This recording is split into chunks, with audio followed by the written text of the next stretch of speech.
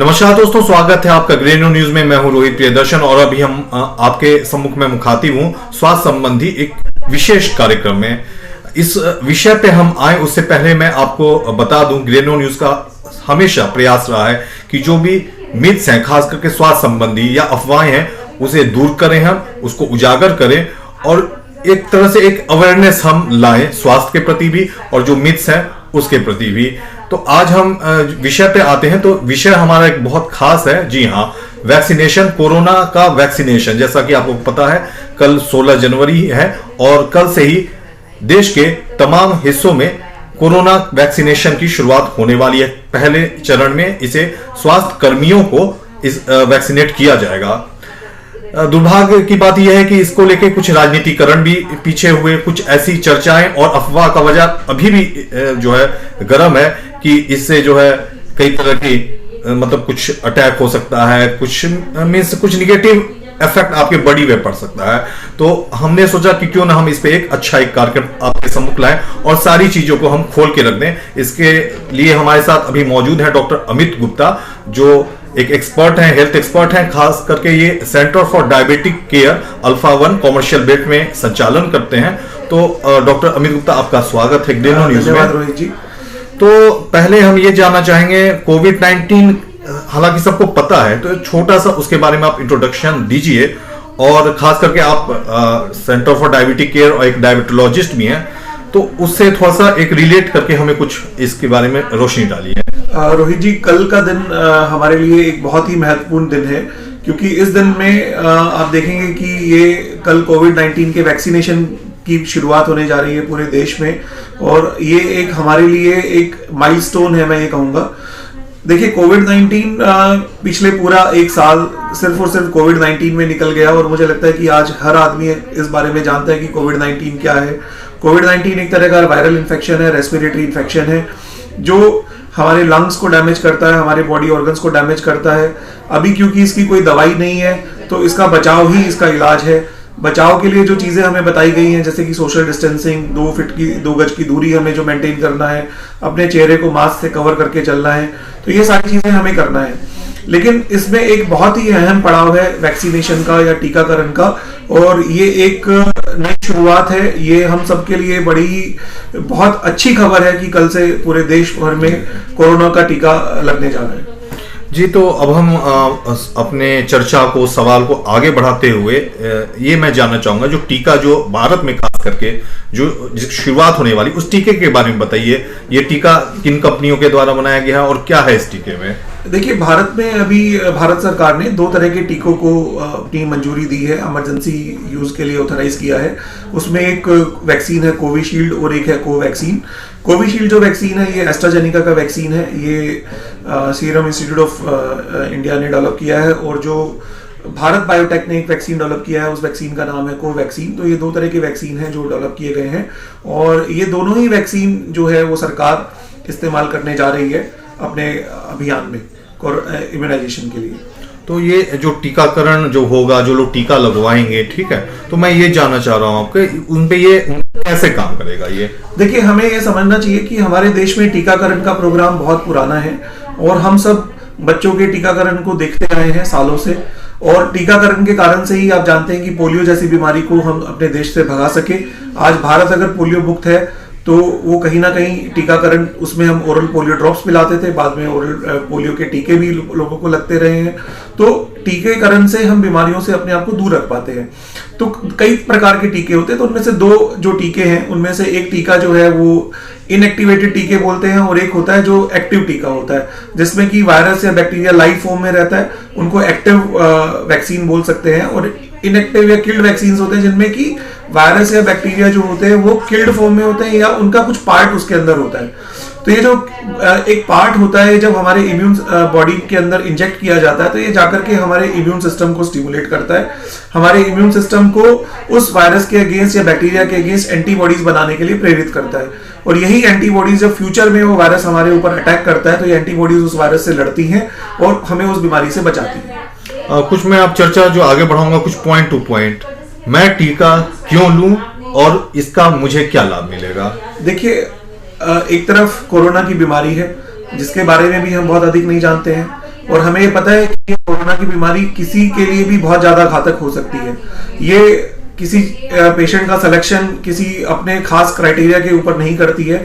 ये यंग लोगों को भी, इसमें बहुत सारे यंग लोगों की भी डेथ हुई है। तो हमें ये नहीं पता कि कोरोना अगर हमें हो गया तो हमारे शरीर में किस तरीके से बिहेव करेगा। तो ऐसे में बचाव ही इसका इलाज है। और बहुत पुरानी कहावत है कि prevention is always better than cure. तो हमें क्योर जब तक नहीं मिलता है इस बीमारी का, तो हम प्रिवेंशन पे ही जा सकते हैं, और प्रिवेंशन के लिए टीकाकरण से अच्छा और कोई तरीका नहीं है।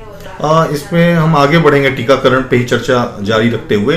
तो इसकी क्या प्रक्रिया होगी, कितने चरणों में ये लग रहा है और क्या अंतराल इसका होगा? देखिए, अभी जो गवर्नमेंट की गाइडलाइंस है उसमें जो वैक्सीन आएगा, वो वैक्सीन आपको 2 डोजेज वैक्सीन की दी जाएंगी, और ये 2 डोजेज 28 दिन के इंटरवल पे दी जाएंगी। तो पहली डोज लेने के 28 दिन के बाद या 4 हफ्तों के बाद आपको दूसरी डोज और लगेगी, और उसके बाद इस टीकाकरण को कंप्लीट माना जाएगा। तो कुछ भ्रांतियां हैं, तो उसी में अब मैं सवाल ही पूछता हूं, जो उसमें वो दूर हो जाएंगी। तो एंटीबॉडीज जो है बेसिकली जो बन जाती है, तो इस टीकाकरण के बाद कितने दिन में विकसित होगी, और क्या बहुत टाइम लगेगा इसमें? देखिए, पहली खुराक लेने के बाद, देखिए पहली खुराक लगने के बाद एंटीबॉडीज जो हमारे टी सेल्स हैं, वो इम्यून सेल्स हैं, वो स्टिमुलेट हो जाते हैं, और लगभग 2 से 3 हफ्ते में ये इम्यून सेल्स अपना काम करना शुरू कर लेते हैं, और एंटीबॉडीज की संख्या जो है वो बॉडी ब्लड के अंदर बढ़ने लगती है। दूसरा क्या होता है कि जब हम बूस्टर डोज देते हैं, जो कि 28 दिन पे आपको मिलेगी, तो उसके बाद इस प्रक्रिया को एक बूस्ट मिलता है, और एंटीबॉडीज बनाने की प्रक्रिया और तेज हो जाती है। तो हम वैक्सीन लेने के बाद जब हम पूरे 2 विद बूस्टर हमें वैक्सीन लग जाएगा, तो हम ये मान सकते हैं कि हमारे शरीर में आने वाले समय में एक लेवल एंटीबॉडीज का डेवलप हो जाता है। और खाली एंटीबॉडीज डेवलप नहीं होती है, मेमोरी सेल्स भी डेवलप होती हैं। जब वो एंटीजन दोबारा हमारी बॉडी में एंटर करता है, तो वो फिर एंटीबॉडीज प्रोडक्शन बढ़ाने लगती है। बात की जाए तुलनात्मकता की, कंपैरिजन की, तो विदेश में भी कुछ जगह टीकाकरण अभियान शुरू हो गया, तो उनके कंपैरिजन में इंडिया का जो टीका है वो कितना प्रभावी है? देखिए, रिसर्च में, ट्रायल में हमारे जो टीके हैं वो सभी 90% से ज्यादा इफेक्टिव पाए गए हैं, और बहुत गहन रिसर्च और बहुत गहन अनुसंधान के बाद ही ये टीके मार्केट में उतारे गए हैं। ऐसा नहीं है कि ये बिना किसी रिसर्च के, बिना किसी जानकारी के ऐसे ही मार्केट में आ गए हैं। इनके पीछे पूरी रिसर्च है, जिसमें जो साइंटिफिक कम्युनिटी है उसने पूरा इसको वैलिडेट किया है, रिसर्च को देखा है। तो इसमें हमें घबराने की जरूरत नहीं है, हम इन टीकों पे पूरा विश्वास कर सकते हैं। अब टीका के कुछ उस पे आ जाते हैं जो भ्रांतियां और फैली हुई अफवाह फैला है कि ये सुरक्षित नहीं है जी, नपुंसकता हो सकती है, तो किडनी में इफेक्ट डालेगा, हार्ट में, मतलब जिसको जो है मतलब कि वो परोस रहा है। तो इसी मुतालिक मेरा सवाल ये है कि हम कैसे समझें या कैसे हम संतुष्ट हों कि ये टीका जी सुरक्षित है, और ये थोड़े समय के परीक्षण के बाद चूंकि ये पेश किया जा रहा है, क्योंकि एक टीका डेवलप करने में ऐसी भी बीच में आई कि भाई 15-15 साल लग जाते हैं। तो ये आश्वस्त हम कैसे करें लोगों को कि टीका ये सुरक्षित है? देखिए, अभी तक जो भी क्लिनिकल ट्रायल्स हुए हैं उनमें इस तरह के साइड इफेक्ट्स नहीं देखे गए हैं, और जो साइड इफेक्ट्स हैं वो बहुत माइनर साइड इफेक्ट होते हैं जो किसी भी टीकाकरण में हो सकते हैं।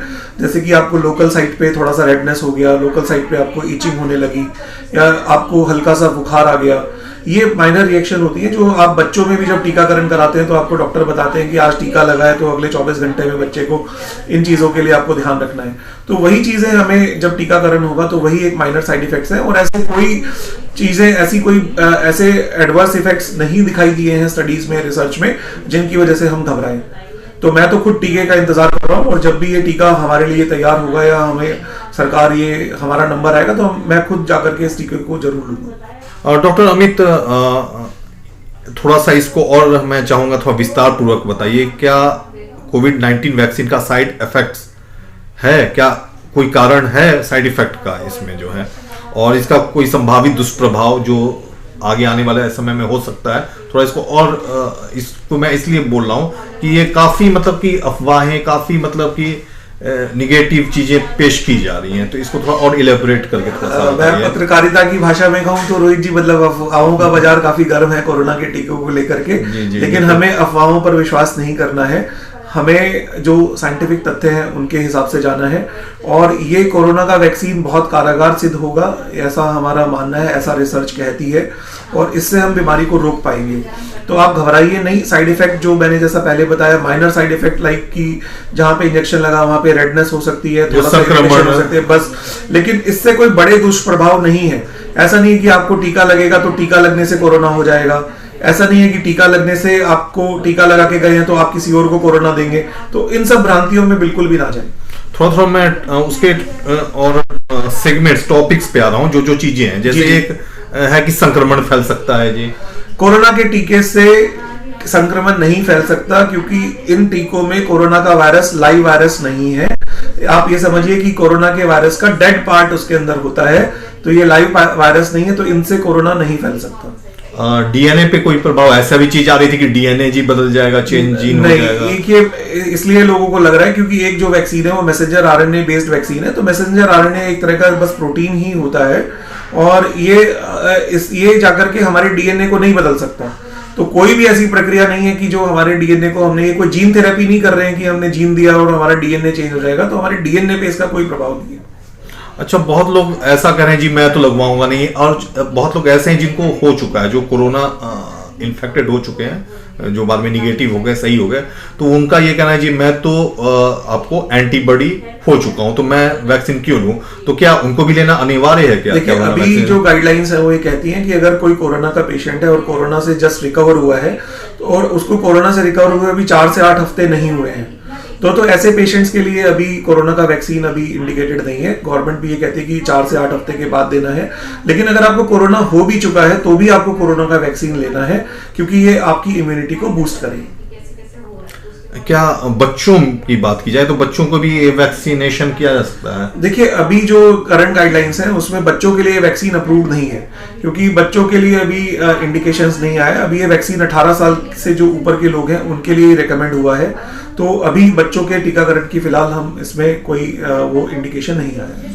अच्छा, बहुत सारी चीजें होती हैं जिसमें निषेध कर दिया जाता है, खासकर प्रेग्नेंट जो गर्भवती महिलाएं होती हैं या जो स्तनपान बच्चों को करा रही हैं। तो जहां तक बच्चों की बात आई, तो यहाँ पे भी कुछ गर्भवती महिलाएं हैं जो स्तनपान महिलाएं करा रही हैं, तो बच्चा रिलेट हो रहा है, तो उनके लिए क्या सलाह? हाँ, इसमें सलाह यही है कि अभी जो गाइडलाइंस हैं हमारी वो ये कहती हैं, क्योंकि अभी ट्रायल्स नहीं हुआ है इस पॉपुलेशन पे, गर्भवती महिलाओं पे, जो महिलाएं अभी अपने बच्चों को दूध पिला रही हैं, स्तनपान कर रही हैं, ऐसी महिलाओं, ऐसे लोगों पे, बच्चों पे अभी रिसर्च ट्रायल के रिजल्ट्स नहीं आए हैं, तो ट्रायल्स नहीं हुए या रिजल्ट्स नहीं आए हैं, तो इसीलिए इस ग्रुप में अभी ये वैक्सीन इंडिकेटेड नहीं है। अगर आप ब्रेस्ट फीडिंग कर रहे हैं, अगर आप प्रेगनेंसी है या प्रेगनेंसी प्लान कर रहे हैं या 18 साल से कम के हैं, तो अभी ये वैक्सीन आपके लिए नहीं है। बहुत लोगों को एलर्जिक होता है, स्किन एलर्जी है, कई तरह की चीजें हैं। दूसरा आपने तो उसमें आप बताएं एलर्जी के लिए। अगर आपको पहले किसी वैक्सीन से एलर्जी हुई है और कभी आपको कोई लाइफ थ्रेटनिंग एलर्जिक रिएक्शन झेलना पड़ा है, चाहे वो किसी दवा से है या आपको एग से एलर्जी रही है या प्रोटीन से एलर्जी रही है, तो इस तरह के जो एलर्जी वाले जो लोग हैं, इनमें ये एक इंडिविजुअल डिस्क्रिप्शन की बात हो सकती है कि आपको ये टीका लेना है या नहीं लेना है। अदरवाइज अगर आपको कोई मेजर एलर्जिक रिएक्शंस नहीं हुए तो आप सेफली ये टीका ले सकते हैं। डॉक्टर अमित, आपका बहुत बहुत धन्यवाद। तो आप थे डॉक्टर अमित गुप्ता, जो हमसे मुखातिब थे और चर्चा कर रहे थे जो कोरोना वैक्सीनेशन कल से शुरू होने वाला है उसके बारे में, और आपने बहुत विस्तार पूर्वक बहुत ही अच्छे से हमें बताया कि वैक्सीनेशन क्यों जरूरी है, इसका दुष्परिणाम कुछ नहीं है और हमें लेना ये अनिवार्य क्यों है। सारी इन्होंने जानकारियां दी जो आप सुन रहे थे।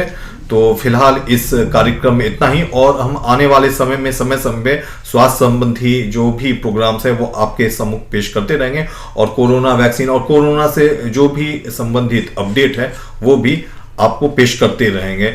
लेकिन इसके लिए आपको हमारा YouTube channel Greno news subscribe करना होगा, तो आप तुरंत ही सब्सक्राइब करें हमारे YouTube चैनल को, और आपको एक बेल आइकन दिखेगा, उस पर क्लिक करें। जो भी हमारे अपडेट स्वास्थ्य संबंधी और भी जो घटनाएं और भी जो हमारे कार्यक्रम हम YouTube चैनल पे अपलोड करते हैं उसका नोटिफिकेशन आपको तुरंत मिलेगा। तो फिलहाल मुझे दीजिए इजाजत, नमस्कार। धन्यवाद रोहित जी।